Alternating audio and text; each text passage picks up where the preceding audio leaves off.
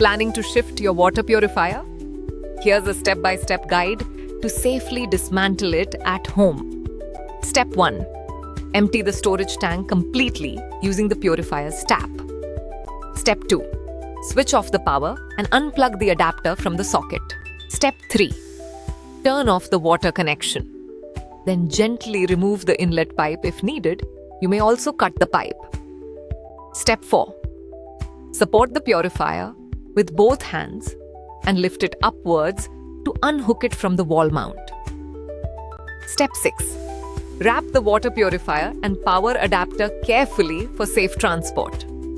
You don't need to carry the pipe or diverter valve. New ones will be installed at the new location without any cost. Need help? Call Livpure customer support at 8800 762226. We're here to assist you.